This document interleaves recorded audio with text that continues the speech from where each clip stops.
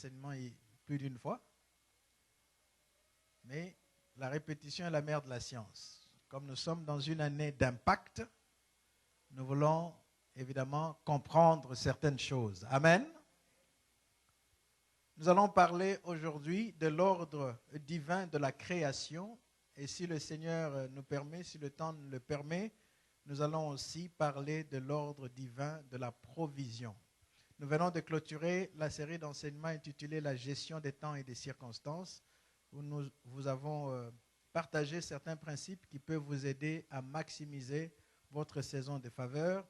Je crois que cet enseignement que nous partageons aujourd'hui est un bon complément de ce que nous avons reçu. Lisons dans Genèse chapitre 2. Comme je l'ai déclaré le dimanche passé, l'objectif que nous poursuivons à travers ces enseignements, ce n'est pas tout simplement l'information. Nous ne voulons pas seulement que vous puissiez recevoir des informations, mais nous voulons que ces enseignements provoquent une transformation dans votre vie. Amen. Quel que soit le niveau où cette parole vous trouve, si vous la mettez en pratique, vous allez expérimenter une année bénie. Amen. Nous avons déjà consommé 2 mois. Le mois de janvier, février est déjà parti. Il nous reste 10 mois. Amen. Maximise les 10 mois qui restent. Gloire au Seigneur. Tu dois être déterminé de ne pas passer 2013 comme tu as passé 2012. Que le Seigneur t'amène dans d'autres dimensions. Genèse chapitre 2, à partir du 1er jusqu'au 3e verset, la Bible dit « Ainsi furent achevés les cieux et la terre et toute leur armée. Dieu acheva au 7e jour son œuvre qu'il avait faite. Et il se reposa au 7e jour de toute son œuvre qu'il avait faite. Dieu bénit le 7e jour et il le sanctifia parce qu'en ce jour, il se reposa de toute son œuvre qu'il avait créée en la faisant. » C'est très important, bien aimé, lorsque nous lisons la Bible, de vraiment prêter attention à chaque mot. Pourquoi est-ce que la Bible reprend, revient, parle encore? Notez d'abord, ce qui est important ici, c'est de savoir que Dieu a achevé son œuvre à lui. Amen. C'est un travail, il s'est approprié du travail. C'était son travail à lui. Ce n'était pas l'affaire de qui que ce soit. Ce n'était pas l'affaire des anges. Ce n'était pas l'affaire d'aucune autre créature céleste. C'était son affaire.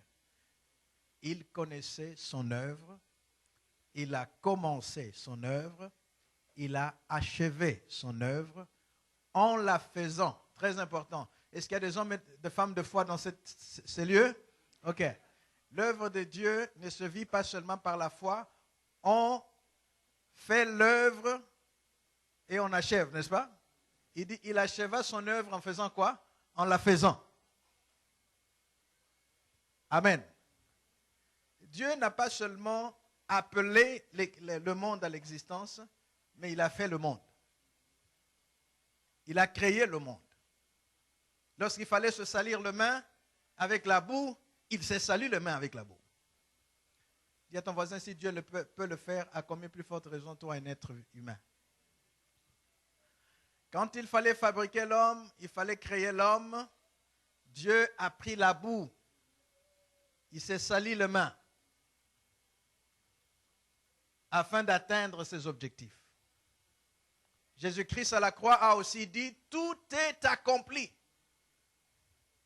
Il n'a pas accompli sa mission juste par la foi immatérielle, mais il était à la croix, saignant, mourant, agonissant, pour voir son œuvre venir à l'existence. Parfois, la paresse et l'irresponsabilité est cachée derrière des déclarations qui paraissent être spirituelles. Par exemple, quelqu'un qui n'a pas de persévérance peut dire ceci, j'ai tout abandonné entre les mains de Dieu. Ça veut dire qu'il a cessé de persévérer. Amen. Quand on abandonne tout entre les mains de Dieu, ça veut dire qu'on lui laisse faire ce qui est dans le domaine de la divinité, mais tout ce qui est humain reste encore ta responsabilité. On n'attend pas Dieu passivement, on l'attend activement. Amen. Et vous verrez dans la Bible que Dieu a travaillé, tous ceux avec qui Dieu a travaillé étaient des hommes et des femmes actifs, des gens qui faisaient quelque chose. Même tous ceux qu'il a appelés, il les a toujours trouvés en train de faire quelque chose. Donc, pendant que tu pries, si tu crois en ta prière, tu dois oser réaliser cette prière-là. C'est ce qui prouve que tu crois en ta prière. Éphésiens chapitre 1, nous allons lire le verset 3 et ensuite nous allons sauter pour lire le verset 11 et 12. Donc, Genèse 2, nous avons déjà lu que le Seigneur a achevé son œuvre. Il a achevé son œuvre en la faisant.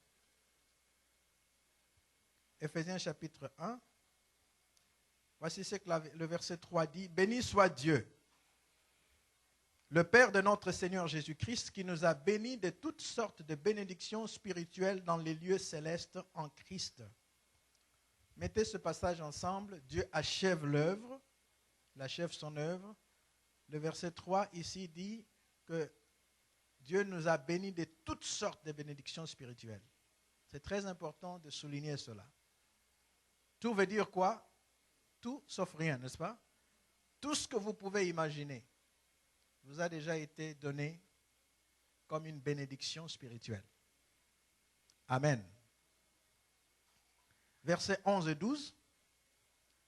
En lui, nous sommes aussi devenus héritiers, ayant été prédestinés suivant la résolution de celui qui opère toutes choses d'après le conseil de sa volonté, afin que nous servions à la louange de sa gloire, nous qui d'avance avons espéré en Christ. Pour nous qui sommes en Christ, voici la révélation que le Seigneur nous donne. En Jésus-Christ, Dieu nous a bénis de toutes sortes de bénédictions spirituelles. En Christ également, nous sommes devenus héritiers de tout ce qui est à Dieu. Ça veut dire que cette œuvre que nous venons de lire dans Genèse chapitre 2 qui a été achevée, le Seigneur nous a donné cela en héritage. Je m'attendais à un grand amen. C'est l'avantage que nous avons. Nous n'avons pas créé un monde. Nous avons juste à posséder le monde que Dieu a déjà créé. Parce que c'est notre part d'héritage. Et c'est important pour nous de comprendre cela. Éphésiens chapitre 2, verset 10. C'est toujours dans le même contexte que l'apôtre Paul écrit. Je vous informe en passant que lorsque l'apôtre Paul écrivait ses lettres, il n'y avait pas de chapitre de versets. Donc quand vous lisez le chapitre 1 et le chapitre 2, c'est la même lettre. Vous n'écrivez pas une lettre en disant « Bonjour Guy », verset 1, comment ça va? Verset 2. On a subdivisé la Bible en versets, chapitre, versets, pour nous permettre une lecture aisée et aussi pour des raisons de référence. Mais au départ, c'est juste un livre, c'est juste une lettre. Donc, ça veut dire que le chapitre 2 et le chapitre 1 évoquent la même pensée. C'est la même pensée, c'est la même lettre. Alors, il dit ceci au chapitre 2, le verset 10, après avoir dit que nous sommes héritiers, que nous avons même été prédestinés, suivant la résolution de celui qui opère toutes choses d'après le conseil de sa volonté. Donc, si le diable dit, qui donc est l'homme pour que tu fasses ce que tu as fait pour lui? Évidemment, Dieu n'a des explications à donner à personne.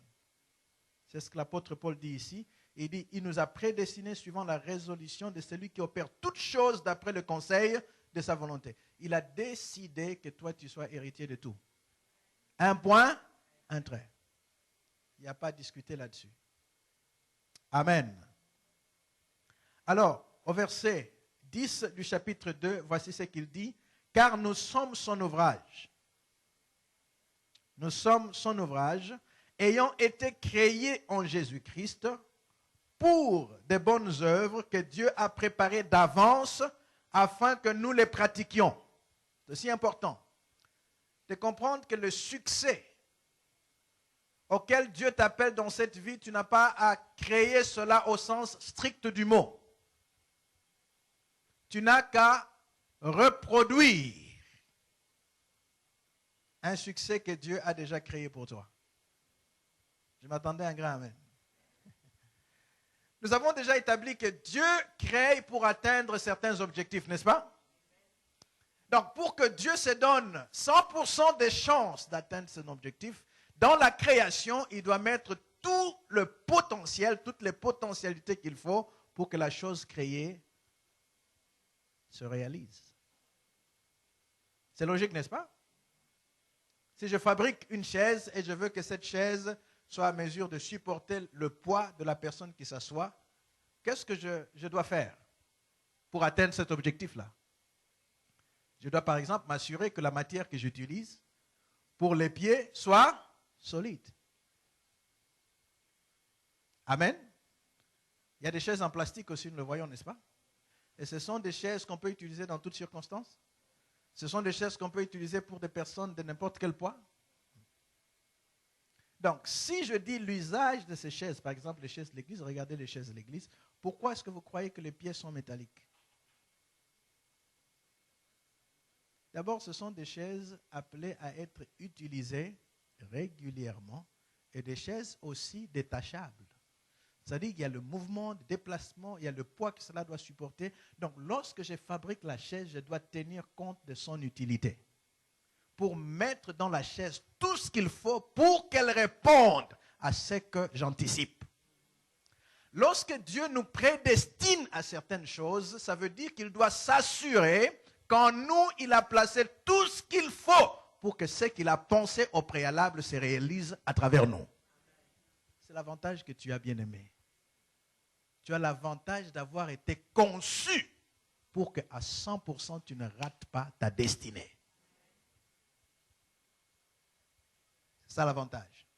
Dieu a anticipé tout ce qu'il te faut pour avoir du succès dans ton domaine et il l'a mis en toi. Tout ce que tu as à faire, c'est de faire quoi? Verset 10, la Bible dit que nous sommes son ouvrage, ayant été créés en Jésus-Christ pour de bonnes œuvres. Tu n'as pas été créé pour de mauvaises œuvres. Tu n'as pas été créé pour l'échec. Tu n'as pas été créé pour souffrir. Tu as été créé pour de bonnes œuvres que Dieu a préparées d'avance afin que tu les pratiques. Amen.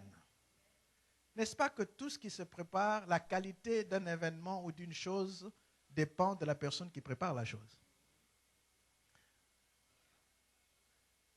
Dieu a préparé des œuvres que toi tu dois pratiquer. Ça révèle la qualité de ces œuvres-là. La qualité de Dieu révèle la qualité de ta vie, au fait. Parce que c'est lui qui a déterminé la vie que tu dois vivre. Amen. Donc c'est un avantage. Voilà pourquoi nous disons que nous pouvons vivre une année d'impact cette année. Laissez-moi vous dire ceci en passant.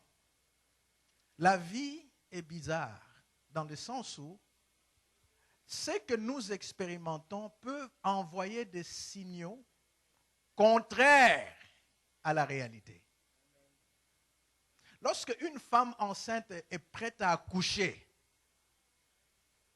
elle est prête à faire quoi? Accoucher, c'est faire quoi? C'est donner. Mais qu'est-ce qu'elle ressent pendant ce temps-là? Elle sent comme si elle va mourir. Donc, l'annonce de la vie se fait par une sensation de la mort. Je vous donne un autre exemple. Lorsque Christ est à la croix, agonisant, mourant, il dit même, mon Dieu, pourquoi m'as-tu abandonné? Cette phrase-là vient avant la phrase, tout est accompli. En fait, ce que Christ ressentait était des sensations contraires à la réalité des choses qui s'opéraient en ce moment-là. J'aimerais te dire ceci, la vie te joue de tours. Au fait, si tu n'as pas d'argent, j'aimerais te dire que ça annonce la prospérité financière. Amen. La situation, il y a des gens peut-être depuis qu'on a déclaré année d'impact. On dirait que le diable a fait de vous son propre business. Il a tout mis de côté, vous êtes devenu son affaire. La Bible déclare que le juste vivra par la foi. Nous ne vivons pas par des choses que nous voyons autour de nous. Les 5 sens ne nous disent pas toujours la vérité. Je vais vous faire un exercice rapidement pour vous montrer comment est-ce que les 5 sens peuvent vous tromper. Ne vous gênez pas, ça va vous aider. J'aimerais que vous puissiez mettez ce doigt devant vous comme ça. Mettez le doigt comme ça. Mettez le doigt comme ça. Droit devant vous. Regardez droit votre doigt là. Fermez un œil. Et regardez avec l'autre œil. Et puis, fermez l'autre qui était ouvert et simultanément ouvrez l'autre. C'est-à-dire, vous fermez l'un, vous ouvrez l'autre, vous fermez l'un, vous ouvrez l'autre. Et vous inversez chaque fois. Faites-le, regardez votre doigt. Regardez votre doigt toujours. Qu'est-ce que vous voyez? Les doigts fait quoi? Vos yeux viennent de vous tromper.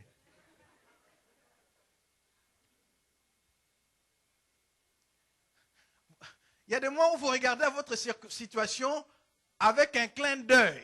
Ça vous trompe. Dis à ton voisin, ta situation te trompe. Ton doigt ne bouge pas, ce sont tes yeux qui bougent. Amen. Cette année est une année d'impact. Vouloir ou pas que le diable le veuille ou pas, c'est une année d'impact. Tant que le 31 décembre n'est pas encore venu, c'est une année d'impact. Même à une semaine de la fin de l'année, si certaines promesses ne sont pas encore réalisées, continue à croire que c'est une année d'impact. C'est une année d'impact. Dieu fera des grandes choses. Tu combats dans la victoire. Il a déjà préparé ces choses pour toi. Amen. C'est important, bien aimé, que nous puissions comprendre ces principes. La Bible dit qu'il a achevé toute son œuvre. Il a achevé toute son œuvre. Et le 7e jour, il s'est reposé. Et ensuite, il dit qu'il a préparé des bonnes œuvres d'avance que toi, tu dois pratiquer. C'est ça l'avantage que tu as. C'est juste de marcher dans les choses que Dieu a déjà préparées. Et parce que tu combats dans la victoire, il n'y a aucun ennemi qui peut empêcher que tu expérimentes ce que Dieu a prévu que tu expérimentes. C'est l'avantage que tu as. Amen. Mais il faut que cette parole que tu reçois provoque quoi? La foi en toi. La foi est une ferme assurance des choses qu'on espère et la démonstration de celles qu'on ne voit pas. C'est ça la foi.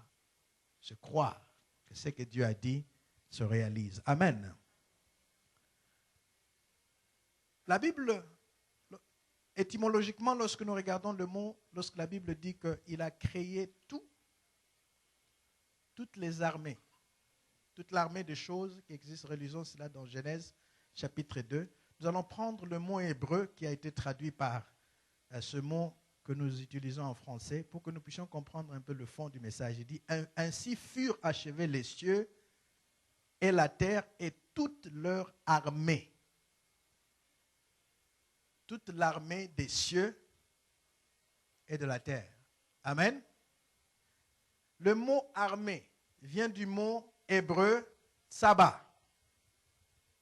T-S-A-B-A. Un peu comme le nom d'Eric Chaba. On a juste mis I là-bas. Voici ce que ça veut dire. Ça veut dire ceci. Armée, qui signifie une compagnie. Ça veut dire aussi une division de soldats. Ça veut dire une grande masse de personnes et de choses. En d'autres termes, Dieu n'a pas seulement créé les cieux et la terre, il a créé une grande masse de choses qui doivent accompagner les cieux et la terre. Donc, lorsque vous apprenez qu'on a découvert le diamant, on a découvert le pétrole, ça fait partie de Chaba. Alléluia. Alléluia. Il y a des choses qui ne sont pas encore découvertes, qui existaient déjà dans Genèse 2. Dieu a créé toutes ces choses. Ça prendra le temps que ça prendra pour que nous puissions découvrir ces choses, mais il y a des trésors sur cette planète. Non pas seulement des choses matérielles, mais même des choses spirituelles. Vous savez qu'il y a des bénédictions spirituelles qui se transmettent, qui se communiquent. L'apôtre Paul disait, j'ai hâte de venir vers vous pour vous communiquer certaines grâces, certains dons de Dieu. Amen. Vous transmettre cela. Toutes ces choses ont été créées. Donc Dieu a achevé la création de toute personne et de toute chose qui existerait. Tout était fini dans ce passage. Tout, alors tout. Tout ce que nous expérimentons, c'est la découverte de ces choses. Le temps que ça nous prend, c'est le temps de découverte. Les cellulaires existaient même lorsque ça n'existait pas. Le principe existait. L'ordinateur existait même lorsque ça n'existait pas. Le principe existait. Mais l'être humain a découvert. Ça a pris le temps que ça a pris pour qu'on découvre cela. Et actuellement, nous vivons l'ère de la connaissance, de l'information. En fait, on dit aujourd'hui que c'est que une personne absorbe dans une année, c'est une quantité d'informations qui prendrait des dizaines d'années si nous étions dans une autre époque. Regardez vos enfants de 2 ans, ce qu'ils peuvent déjà faire avec les iPads lorsque vous les laissez dessus. Je peux vous dire ce que David peut faire avec un iPad.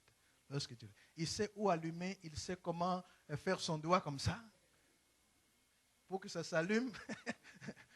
Et il sait comment, où toucher pour trouver là où... Pourtant, il y a plusieurs boutons, mais il connaît, il sait où est-ce qu'il peut aller.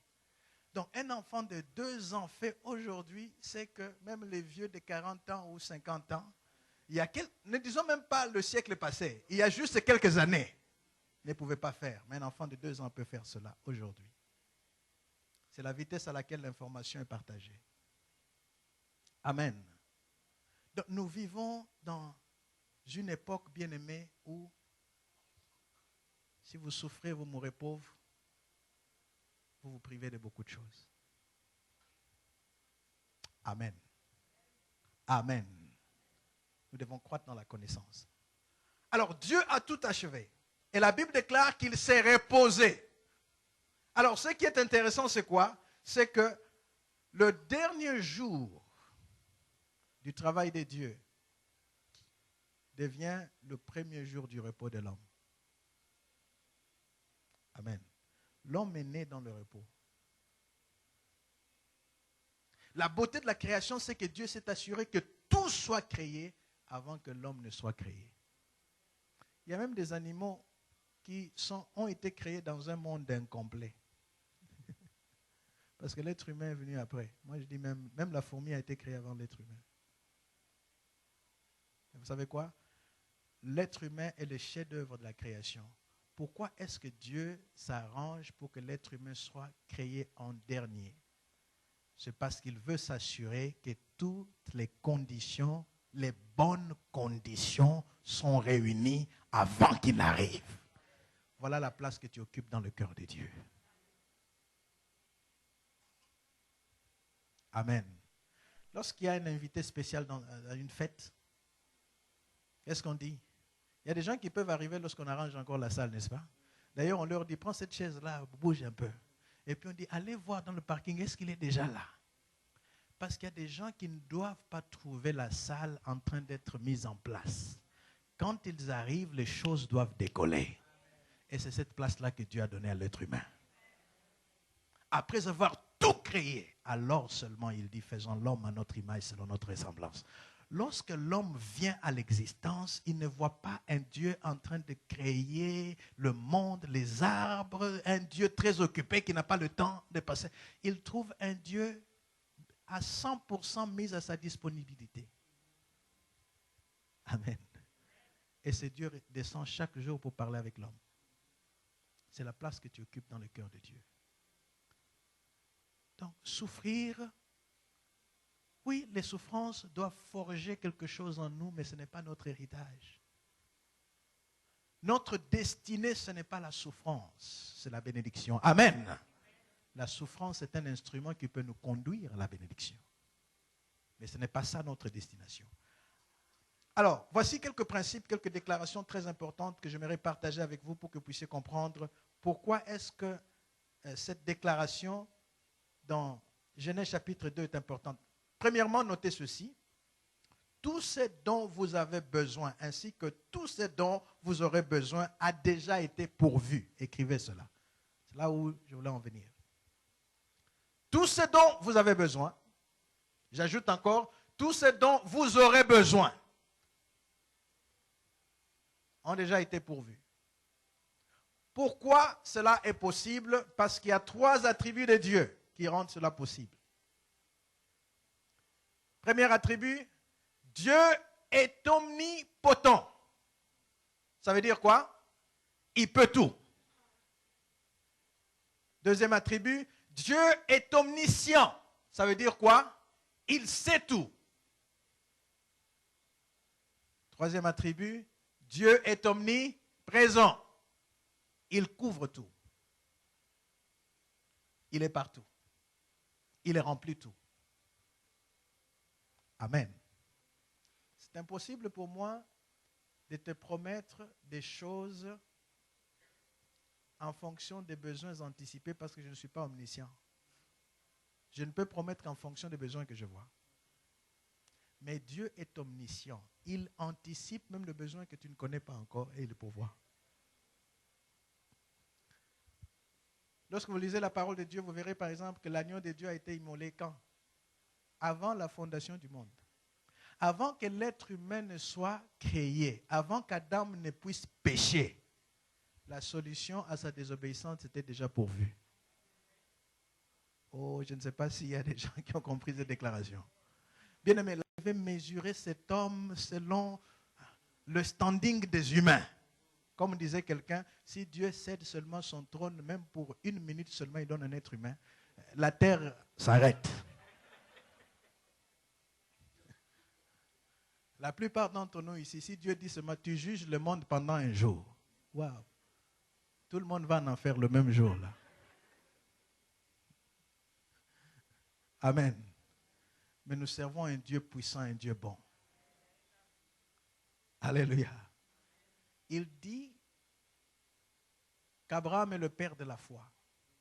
Ça, c'est Dieu. Dieu, son opinion. Si vous voulez demander l'opinion de Dieu, c'est que Abraham, c'est le père de la foi. Quant à la foi, il est parfait. Mais c'est aussi le père d'Ismaël. Et nous savons que Ismaël n'est pas le produit de la foi. Ismaël, c'est le produit de la chair. Mais malgré Ismaël, Dieu dit à Abraham, père de la foi. Et Dieu dit même, voici mon nom d'éternité en éternité, le Dieu d'Abraham. Le Dieu de Jacob. Pas d'Israël. Hein? Il a gardé le nom Dieu de Jacob. Or, toi et moi, nous savons que Jacob, ça veut dire quoi? Ah, c'est ça. Dieu s'approprie cette identité-là de cet homme. Amen. Le Dieu d'Isaac. Isaac n'était pas parfait, nous le connaissons, n'est-ce pas? Mais malgré cela, Dieu s'identifie à ces hommes. Il dit, je suis votre Dieu. Et d'ailleurs, mon nom d'éternité en éternité, c'est le Dieu d'Abraham, le Dieu d'Isaac, le Dieu de Jacob. Malgré leurs imperfections. Il y a aussi un autre homme qu'on appelle Moïse. La Bible dit qu'il n'y avait aucun homme aussi patient que lui sur la face de la terre. Waouh!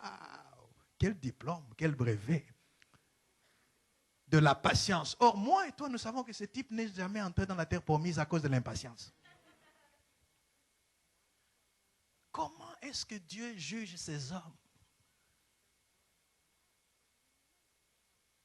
L'impatience, ça fait... Regarde, un jour, il était tellement fâché qu'il dit aux enfants d'Israël, est-ce que c'est moi qui vous ai engendré, vous tous ici? Quand un leader commence à dire ça, c'est grave. Je crois que si je le dis ici, vous allez quitter l'église. Moïse a dit cela. Race de vipères! Est-ce que c'est moi qui vous ai engendré, vous tous ici? Dans sa colère, il va frapper le rocher. N'est-ce pas? Et Dieu lui dit, tu n'entreras pas. Mais malgré cela, pour Dieu, c'est l'homme le plus patient.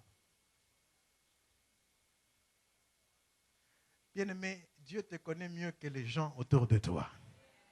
Les gens t'ont collé des étiquettes, ils t'ont donné tout le nom.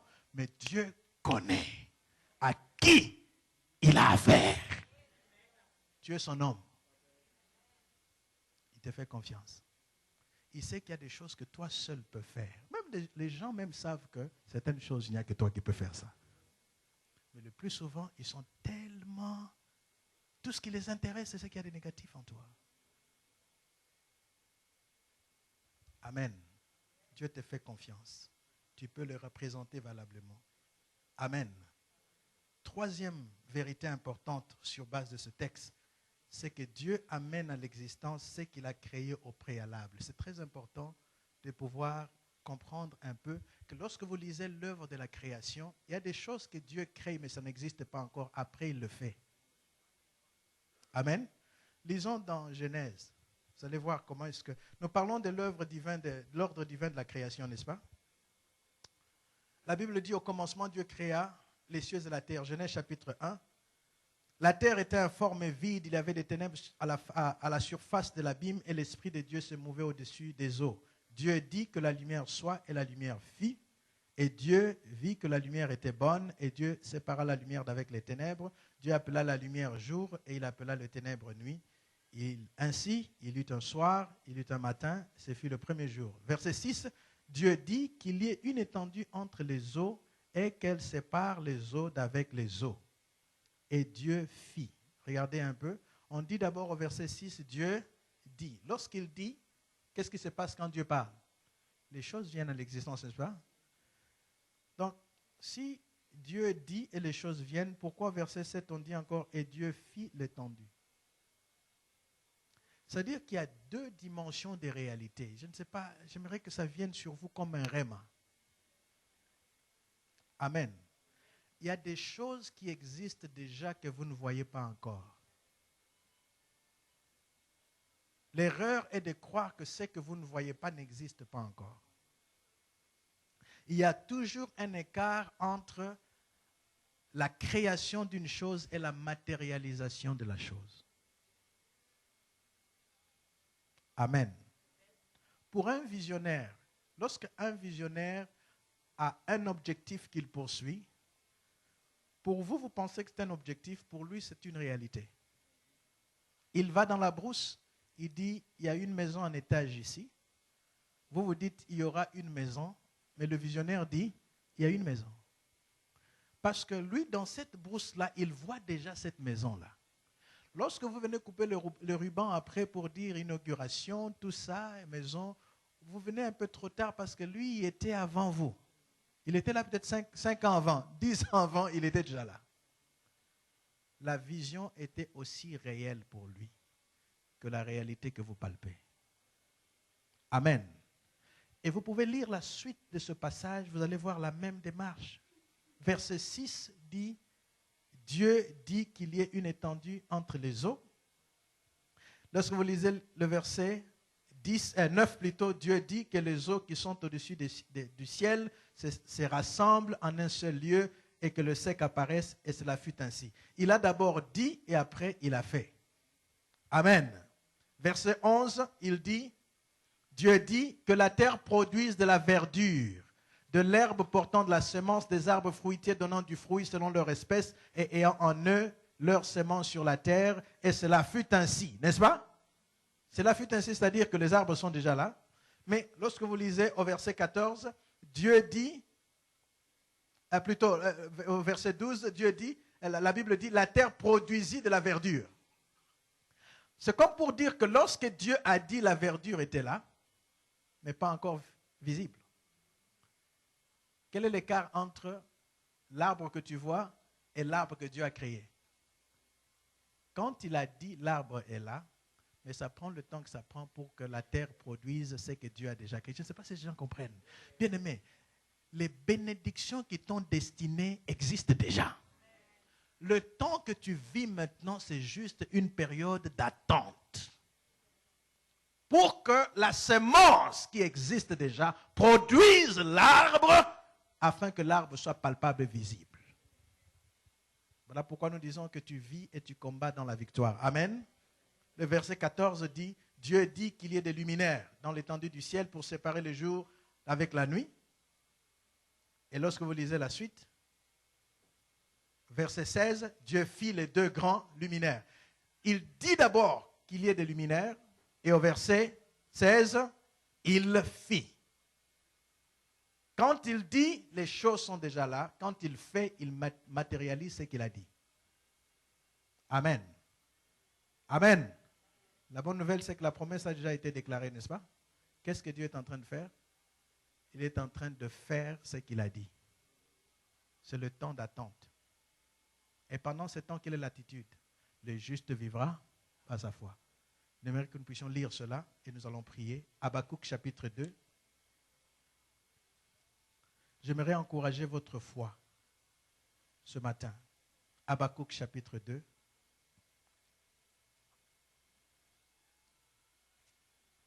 Voici ce que la Bible déclare à partir du premier verset.